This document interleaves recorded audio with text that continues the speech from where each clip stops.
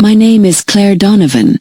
I'm 38 years old, and until recently, I believed that family loyalty was the one thing in life that could never be broken. I was wrong. I learned that truth in the most devastating way possible, inside a crowded courtroom, while fighting for custody of my only child. The betrayal didn't come from an old enemy or some bitter rival. It came from the person I should have trusted the most, my own mother. The morning of the custody hearing, I dressed with deliberate care. I put on a simple charcoal blazer, a white blouse, and pulled my auburn hair into a neat bun. I wanted to look professional, stable, reliable, the exact opposite of what my ex-husband and his lawyer were about to claim. As I glanced in the mirror, I caught the pale indentation on my ring finger where my wedding band had rested for 12 long years. It had been gone for only 6 months, but the mark was still there, like a scar I couldn't erase.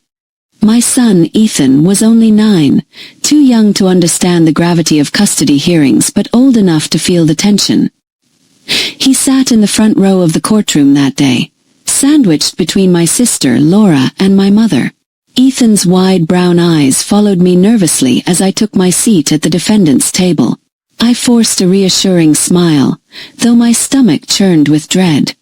Across the aisle, my ex-husband, Daniel, sat with his attorney. Daniel had always known how to project charm. He wore his tailored suit like armor and leaned back with a smug confidence that made my blood boil. I knew he was counting on this moment, on tearing me apart in front of the court. But nothing could have prepared me for the dagger that came from my own blood. When the judge called for witnesses, Daniel's lawyer stood. "Your Honor, we'd like to begin with testimony from the child's grandmother, Mrs. Margaret Donovan." I blinked. My mother. I hadn't spoken to her about testifying. I turned to look at her, confusion flashing across my face. But she rose with surprising certainty, smoothing her skirt as she made her way to the witness stand. I waited for her to look at me, to give me some sign of reassurance, but she kept her gaze fixed straight ahead. My heart sank. The oath was given, and then her voice, my mother's familiar voice, rang out in the courtroom, steady and clear. "Your Honor, my daughter has always struggled to provide stability. She's impulsive, unreliable, and frankly, I've always questioned her ability to raise Ethan properly." The words crashed into me like a physical blow. For a moment I thought I had misheard. But no, every syllable echoed with conviction. "She can't hold down steady work," my mother continued. "She moves from one job to another, always claiming she's doing something important, but never explaining what that really means. I don't think it's fair for Ethan to be dragged through her instability. Daniel has a career, a home, a steady life. He can give Ethan what she never could." The courtroom buzzed with low murmurs. Daniel's lawyer nodded along as though each accusation was a nail in my coffin. Daniel himself sat back with a small, triumphant smirk, his eyes gleaming with victory. I sat frozen, my fingers interlaced tightly in my lap. My own mother had just branded me an unfit parent in front of a judge, in front of my son, and in front of half the community. Ethan's confused gaze flicked between his grandmother on the stand and me at the defendant's table. He didn't understand why the woman who tucked him into bed at night, who helped with his homework, who kissed scraped knees, was being described as unfit. His lips trembled, but he stayed quiet.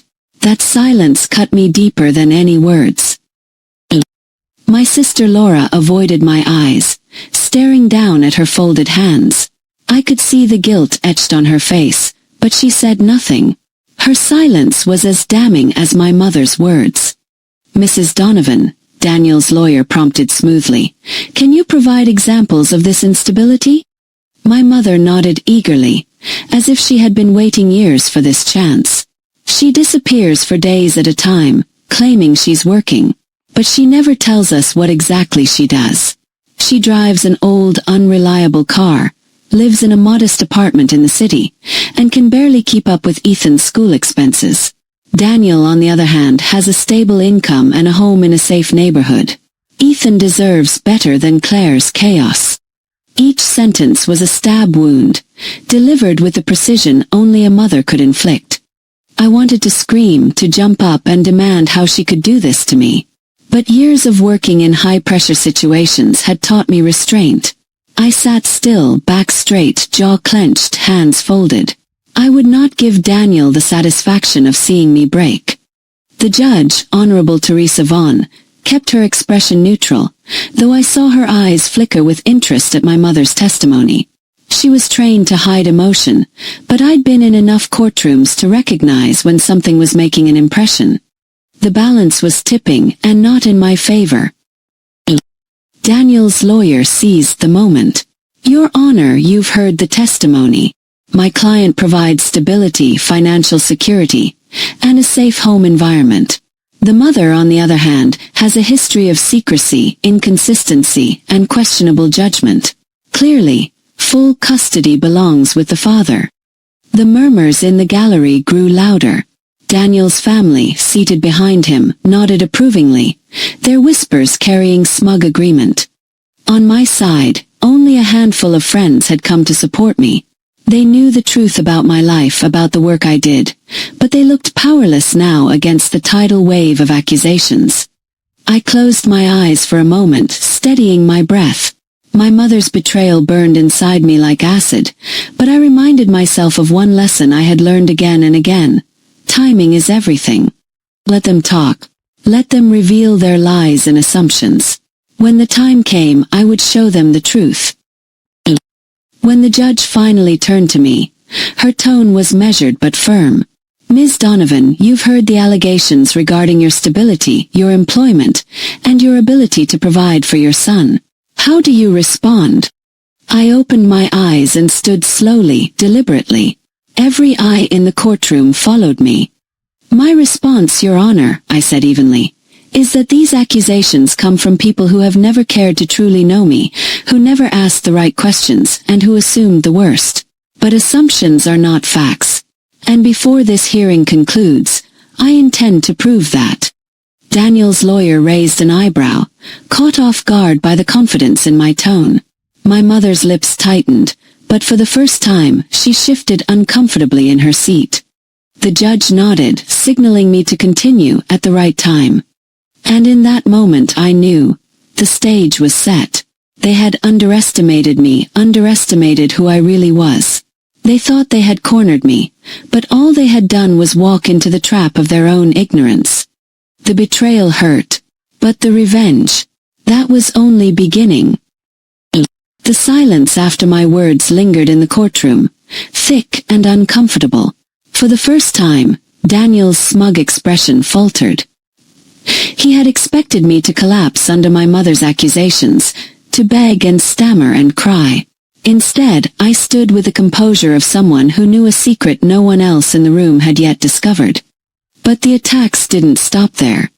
Daniel's attorney, a slick man named Robert Klein, rose with a smirk tugging at his lips. He was the kind of lawyer who loved the sound of his own voice.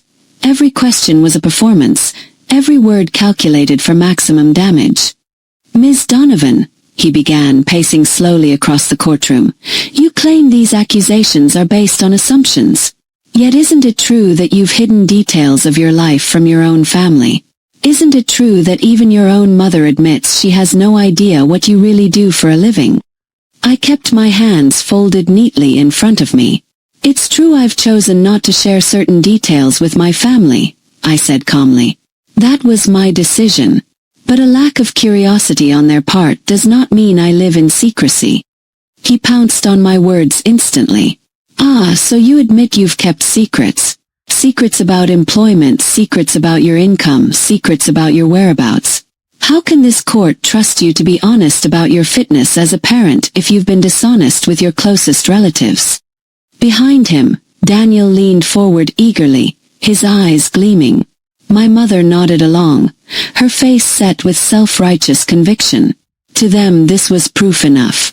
Judge Vaughn's gaze flicked toward me, cool and expectant. She wasn't showing judgment yet, but I could feel the weight of her scrutiny. Robert pressed on. Your mother testified that you've disappeared for days at a time, leaving Ethan in her care without proper explanation. Is that true? I felt Ethan's eyes burning into me from the front row. He remembered those times, nights when he stayed with Grandma, when I told him I had to work late. He hadn't known why. He only knew that I wasn't there. I drew a deep breath. Yes, there were occasions when Ethan stayed with my mother for extended periods. But those absences were not neglect. They were responsibilities that came with my career. Robert tilted his head, mock sympathy in his expression. Responsibilities. Or excuses. The fact remains, Ms. Donovan, that you put your career ahead of your child. You left him with others while you... What? Worked. Socialized. Traveled. We don't know because you refuse to explain. The murmurs in the gallery grew louder.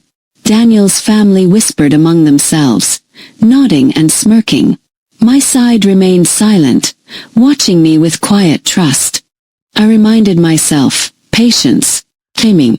Let them dig the hole deeper. Then came the blow that nearly stole my breath. Your Honor, Robert said smoothly, we must also consider the financial realities. Ms. Donovan drives an aging vehicle, resides in a modest apartment, and struggles with basic school expenses for Ethan. In contrast, my client provides a suburban home, financial stability, and a supportive extended family. Which environment is truly in the best interest of this child? Daniel's family beamed with satisfaction. My mother sat straighter, emboldened by the attorney's words. And Ethan, sweet, innocent Ethan, looked down at his shoes, his little shoulders slumping. He was too young to understand arguments about finances, but old enough to feel shame creeping in. He thought they were right. He thought his mother couldn't provide enough. I clenched my fists beneath the table, fury simmering beneath my calm exterior. Not because of the accusations I could handle lies, but because they were planting seeds of doubt in my child's heart, that I could never forgive. Robert gave a theatrical sigh. Your Honor, the evidence is clear. This mother's life is unstable, secretive, and insufficient. Daniel Donovan is the parent best suited to raise Ethan. He sat down with an air of finality, certain he had won. Judge Vaughn turned to me. Ms. Donovan, do you have any witnesses or evidence to present in your defense? Every eye in the courtroom swung toward me. My mother smirked. Daniel leaned back with his arms folded, and Robert scribbled something smugly on his notepad. I rose slowly, adjusting my blazer. Yes, Your Honor. I do have a witness. Robert shot to his feet. Objection, Your Honor. We were not notified of any additional witnesses. Judge Vaughn raised an eyebrow. And who is this witness, Ms. Donovan? My voice was steady, controlled. A professional colleague who became available only this morning. I believe his testimony will address the concerns about my employment and financial stability. The judge regarded me for a long moment, then nodded. Very well. You may call your witness. A ripple of whispers spread through the gallery. Daniel's expression shifted from confidence to irritation. My mother frowned in confusion. I walked to the double doors at the back of the courtroom and opened them. The sound of polished shoes echoed on the marble floor as a tall man in a dark suit entered. His presence alone commanded respect. For the first time that day, the smug certainty drained from Daniel's face. My mother's lips parted in disbelief. I gestured toward the witness stand. Your Honor, I'd like to call Chief Justice Alexander Grant of the State Supreme Court. The gasp that rippled through the courtroom was audible and sharp. Even Judge Vaughn leaned forward, her neutral facade flickering with surprise. I returned to my seat, my heart pounding but my face calm. This was the moment I had been waiting for. Every insult, every accusation, every betrayal, it had all led to this. They wanted to expose me. Instead, I was about to expose them. Chief Justice Alexander Grant took the stand with quiet authority. The The room fell into stunned silence, the gravity of his presence pressing on everyone like a weight. Even Judge Vaughn straightened in her chair, recognizing the man who presided over the highest court in the state. I rose from my seat, my voice steady. "Chief Justice, for the record, could you please identify me to the court?" He adjusted his glasses, his eyes settling on me with respect. "You are Justice Claire Donovan, Associate Justice of the State Supreme Court, where you have served with distinction for the past 7 years." A ripple of gasps swept through the gallery. Daniel's smug expression collapsed into shock. Robert, his attorney, frantically shuffled papers as if searching for some counterattack. My mother's face drained of color, her mouth opening and closing like she was gasping for air. I continued, my tone professional, deliberate. "Chief Justice, could you describe the nature of my work?" "Justice Donovan handles some of the most complex cases in our state," he said firmly. "She serves on the appellate panel for constitutional law, has written landmark decisions on family and child welfare, and chairs our ethics committee. Her work has been cited nationally for its clarity and fairness." The silence was deafening. Ethan's wide eyes shimmered with awe. At last, he was beginning to understand the truth I had kept hidden for so long. I pressed further. "And my financial stability?"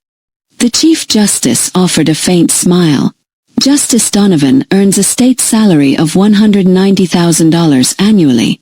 She owns property, maintains a secure financial record, and is more than capable of providing for her son." I turned slowly toward the courtroom. My mother's earlier confidence was gone, replaced by disbelief and shame. Daniel sat frozen, pale and shaken. "Your Honor," I said, addressing Judge Vaughn, "my family assumed the worst because I chose to live modestly. I drove a practical car, rented a modest apartment, and shielded my son from the spotlight. I wanted Ethan to grow up knowing humility, not privilege. That was my choice as a mother. But make no mistake, my career, my finances, and my stability are all beyond question." Judge Vaughn leaned forward. "Mr. Klein, did your client not know his wife's profession during their marriage?" Daniel swallowed hard, his voice cracking. She said she worked at the courthouse. I thought she was just a clerk." Laughter rippled through the gallery, sharp and humiliating. Even the judge's lips twitched before she regained composure. I fixed my gaze on Daniel. 6 years of marriage, and you never once bothered to ask about my work. You assumed. You dismissed. And now you stand here trying to paint me as unstable." He looked down, unable to meet my eyes. I turned to my mother, whose hands trembled in her lap. "And you, Mom? You swore under oath that I was unfit, that I was reckless and incapable. You didn't ask me about my life. You didn't believe in me. You believed him." My voice softened, though the steel remained. That betrayal cuts deeper than any lie Daniel could tell. Her lips quivered, tears spilling down her cheeks. "Claire, I thought I was helping. I didn't know." "No," I interrupted firmly. "You didn't want to know. For years you never asked, never listened, never looked past your assumptions. You chose ignorance. And you nearly destroyed your own daughter's relationship with her son because of it." I faced the judge again, my voice rising with conviction. "Your Honor, I've spent my career protecting children, ensuring custody decisions are based on truth and the child's best interests. Today I ask the same standard be applied here. I request full physical custody of my son, with supervised visitation for the father pending co-parenting classes. And I ask that extended family members who demonstrated false testimony be excluded from further custody matters." Judge Vaughn studied me for a long moment. Then she nodded.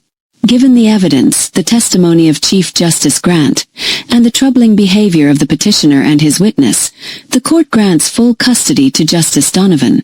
The father's visitation will be supervised for 6 months, subject to review." The gavel struck. The decision was final. Ethan leapt from his seat and ran to me, throwing his arms around my waist. His voice was muffled against my blazer. "Mom, you're a judge. Why didn't you tell me?" I knelt, holding him tightly. "Because I wanted you to love me for being your mom, not because of my job." He pulled back, a grin spreading across his face. "I think it's awesome. You're like a superhero." I laughed softly, tears pricking my eyes. "Maybe not a superhero, but I do fight for what's right." As the courtroom emptied, my mother approached, her shoulders hunched, her voice trembling. "Claire, I'm so sorry. I never meant." I raised a hand, stopping her. "You meant every word you said on that stand. And now we both have to live with that truth. Some betrayals don't heal, Mom. Not completely." She broke down crying, but I turned away, my arm around Ethan. I had no more words left for her. Daniel avoided my gaze, slinking from the courtroom like a man stripped of all power. His defeat was complete, not by anger, not by shouting, but by truth. In the months that followed, Ethan grew proud of who his mother was. He told his friends that his mom was a judge, that she protected families and fought for justice. I no longer hid my work from him. He deserved to know the truth, and to know that strength comes not from arrogance, but from integrity. As for me, I carried one lesson forward. Hiding your light only makes it easier for others to underestimate you. When betrayal strikes, the best revenge is not rage, it's truth. And in that courtroom on that day, the truth was the sharpest weapon of all.